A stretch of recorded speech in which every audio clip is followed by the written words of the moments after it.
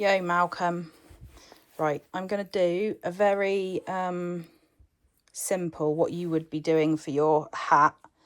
So you can see I'm using a much thinner yarn and a much smaller hook, but it should do exactly the same thing. So obviously you know how to do slip knot. Excuse my filming. I do have a contraption, but the contraption isn't really very, like, I can put this right in front of the phone, but I can't actually see what I'm doing. So I might like slip away. So you know how to do a slip knot. And then I'm assuming you know how to do your chain. I was a bit concerned about your tension. As you know, your holes were very tight. Lol. So I don't know. I didn't even look how you were holding your yarn, but realistically, you want your foundation chain to be quite loose, really, when you're doing something like a thingy. Quite a lot of people use a hook that is one size bigger for a foundation chain on a project like yours. So I'm not going to do really long, but I will show you how to make sure that you're not doing extra extra stitches, or not enough stitches. Oh god, I don't know if I've got a thingy. Right, okay, I'll do that just so you know it's not too ridiculous. Oh god, this is going to be a nightmare. I still haven't managed to figure out. Oh, that might work. Oh yeah, that works. Okay, let me get a stitch marker a minute. In fact, no, I'll finish my first row. So obviously you know that you are working into not the loop when you're doing a single crochet, because it's the shortest stitch you can do. You don't work into that loop, you work into this loop here. So I will do a row of single crochet, which is what you were doing last night. Obviously, because this is the foundation chain, you're not doing a back loop, because for your purposes right now there isn't a back loop. There actually is a back bump, which you can work into to make your foundation chain like super neat, but that's like, not even I can be asked to do that. So let me just do a row of single crochet first. Once I've done this row, because it's obviously going to take a minute, I'm just going to pause you and then I'll come back. So 2 secs. Right, okay, I'm at the end of the row.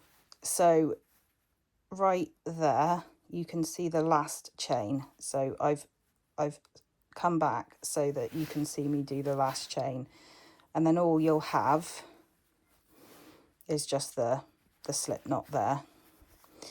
So this here is your last stitch for this row. So I would recommend shoving a stitch marker into the whole V like that. Okay, so when you turn, I'm not sure what you've already been taught, but you chain 1 to turn on a single crochet. You don't need any bigger than that. So we've marked that last stitch, and now we're gonna go into that stitch and start. Oh no, you were doing back loop only, aren't you? Hang on, let me do back loop only for you. Oh my god, this stitch marker's getting on my tits. Right, so, oh, fuck me. Hang on, let me see if I can get a bit more light on the situation. There we go. So you are going to go into the stitch that you've just marked, but the stitch marker is wanting to make my life difficult. Come on, in you go. There we are, look. So that's in the back loop only. So we're going to do our usual single crochet, and then we're going to start going back along the row. Now, when you do this first row, well, it's actually the second row, isn't it, technically, you'll find that the stitches kind of like they slant backwards, so you've got to kind of turn it quite a lot to find the back the back loop. So what I'll do is I'll do this, and when we get to the end, I will show you what the last stitch looks like. So I'll just pause you a sec. Okay, so we're now at the last couple of stitches, and you can tell what are actually stitches and what is, oh my god, the light situation is not good. You can tell what are stitches and what not because there's a V. So I've done this one here, and then there's 1, 2 left. Can you see the 2 V's? And then this kind of chunk at the end, that's what would have been the turning chain. So I'm going to work 2 more. This light is not ideal, but Beck's trying to have a nap next to me. Do you mind if I turn the big light on? Thank you. Okay, that's a bit better. Not as much shade. Although I don't know if it's any better or not. So we're going to work into the last stitch there, into that back pull through, and that. So even though it looks like there's kind of like this thing here, that's because of the turning chain. So the same as we did on the other side. These stitch markers are new and they're doing my head in. We're going to put a stitch marker into that last V on the top there.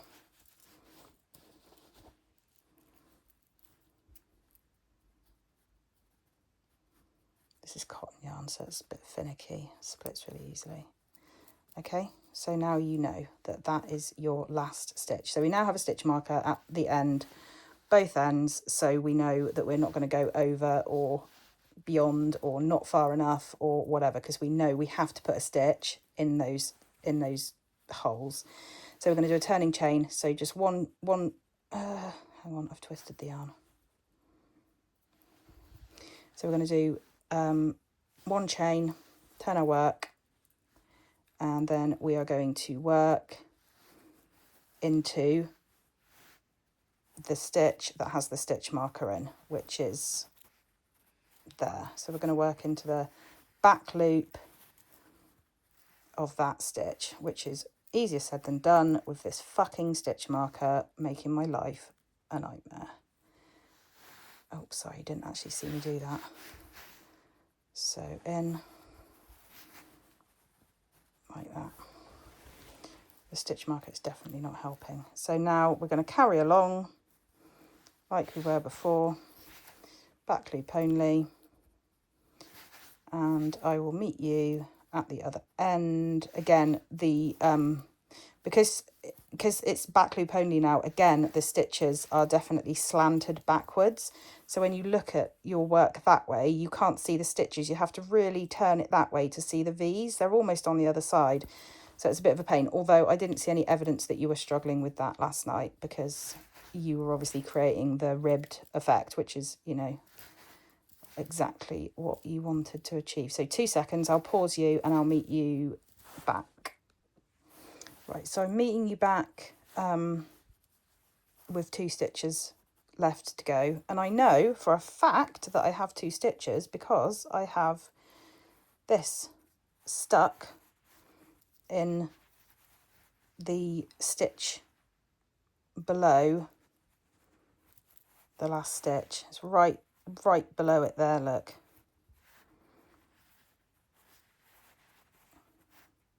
So I'm going to go into the last 2 stitches. 1, bit fiddly because the stitch marker's there. 2, and all you've got at the end here now is that turning chain. There's nothing else there.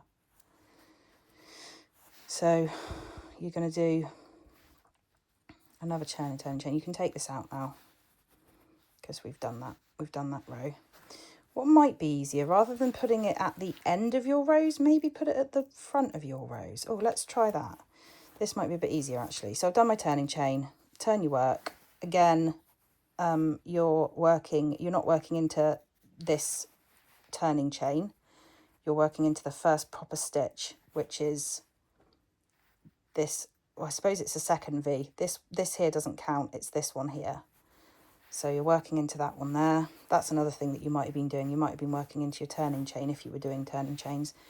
So we're going into that one there. So I'm wondering whether it might be a good idea to stitch mark this bit. If I just do another one a minute, just so I'm away from that first stitch. So if you look from the top, you can see the stitch that we've just done, which is that V there. And then there's the V behind it, which is a little bit difficult to see, but you can see that it's there.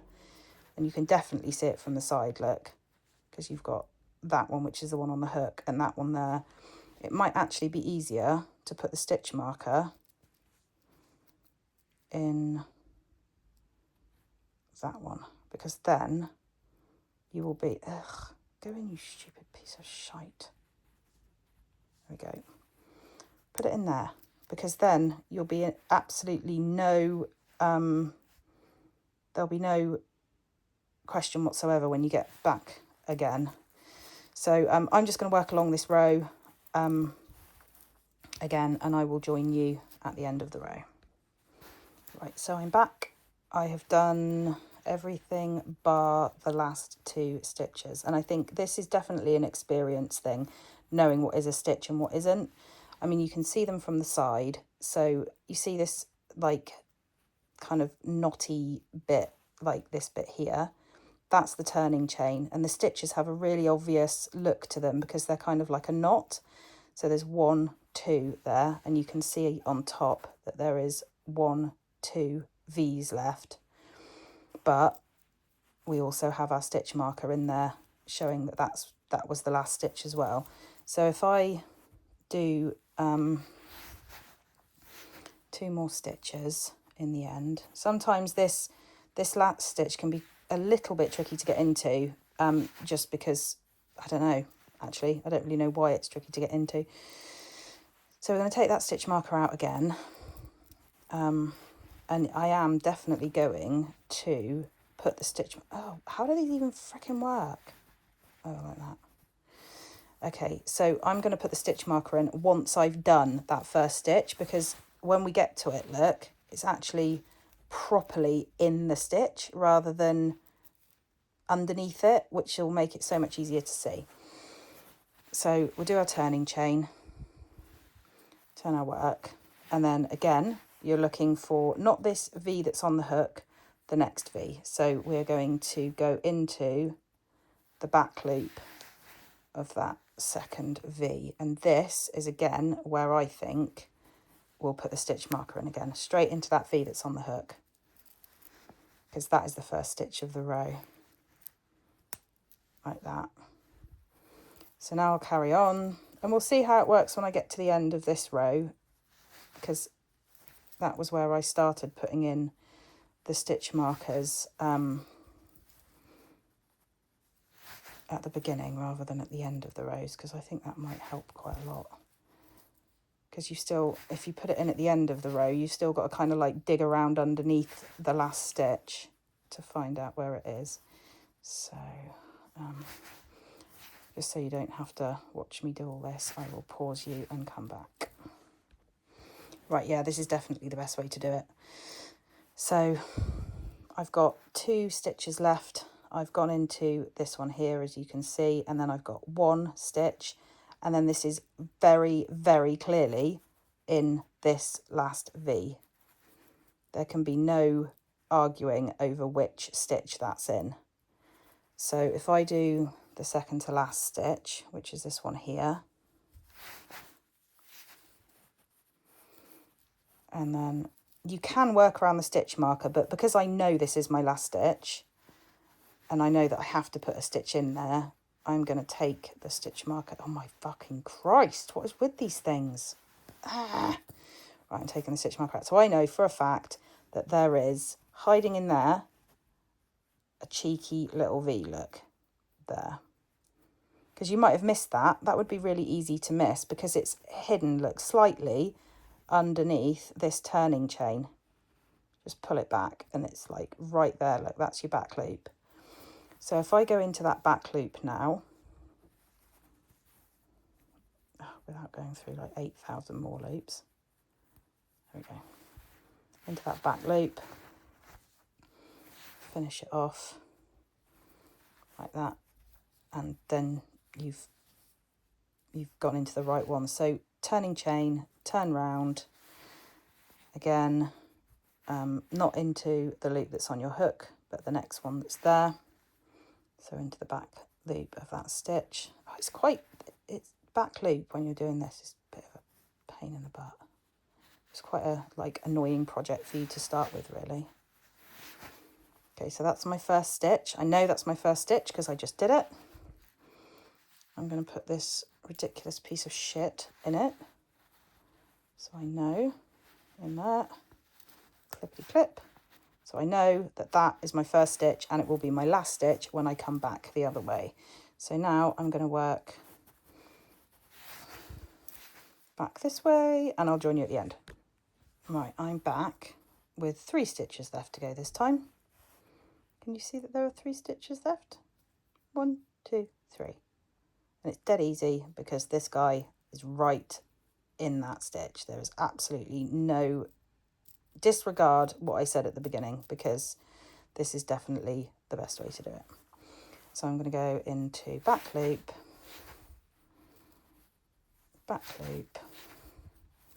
again I'm going to remove the stitch marker now because I know that this is my last stitch, even though again it's slightly hidden by that turning chain. I'm going to go into the back loop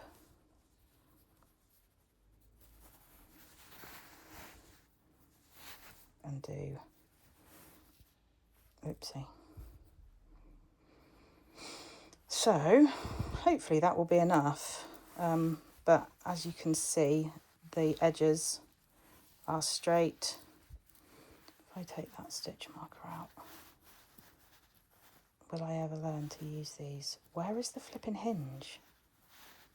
Oh my god, there we go. So you've got a straight edge and a straight edge and the stitch count will be the same from start to finish. Yeah, I think that's it really. If you want any more help, then just give me a shout and I'll do another one for you. There is a way of having neater edges, but I don't think we're really ready for that yet. Maybe I'll teach you that when you come over. Anyway, there you go. Love you, bye.